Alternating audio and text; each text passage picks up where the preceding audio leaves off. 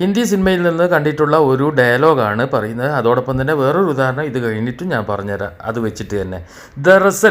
ദറസൽ വഹി സെ കഹാനി ശുരു ഹോത്തി ഹെ. ഇവിടെ പ്രധാനപ്പെട്ട ഒരു സംഭവം എന്ന് വെച്ച് കഴിഞ്ഞാൽ ആ ഹിന്ദി സിനിമയിൽ അദ്ദേഹം പറയുന്നത് ദറസൽ എന്നാണ്.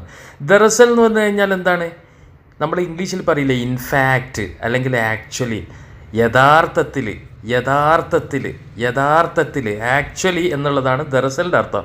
ദറസൽ വഹീസെ കഹാനി ശുരു ഹോത്തി ഹെ എന്നാണ് പറഞ്ഞത്. യഥാർത്ഥത്തിൽ അവിടെ നിന്നാണ് നമ്മുടെ കഥ ആരംഭിക്കുന്നത്.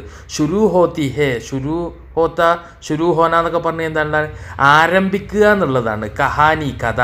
അവിടെ നിന്നാണ് കഥ ആരംഭിച്ചത്. പഴയ ഒരു കഥ പറയുന്ന സംഭവമാണ്.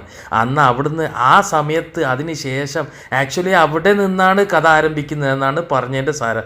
ദറസൽ വഹി സേ കഹാനി ശുരു ഹോത്തി ഹേ. അപ്പോൾ ദറസൽ വെച്ചിട്ട് വേറൊരു ഉദാഹരണം നോക്കൂ. ദറസൽ മേ ഉസേ ഫോൺ നഹി കർണ ചാത്ത. യഥാർത്ഥത്തിൽ എനിക്ക് അവനെ വിളിക്കാൻ എനിക്ക് തോന്നുന്നില്ല, അല്ലെ ഞാൻ ആഗ്രഹിക്കുന്നില്ല.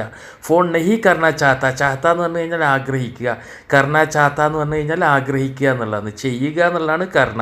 അപ്പം നെഹി കർണ ചാത്ത, ചെയ്യാൻ ആഗ്രഹിക്കുന്നില്ല. എന്ത്? ഫോൺ ചെയ്യാൻ ആഗ്രഹിക്കുന്നില്ല.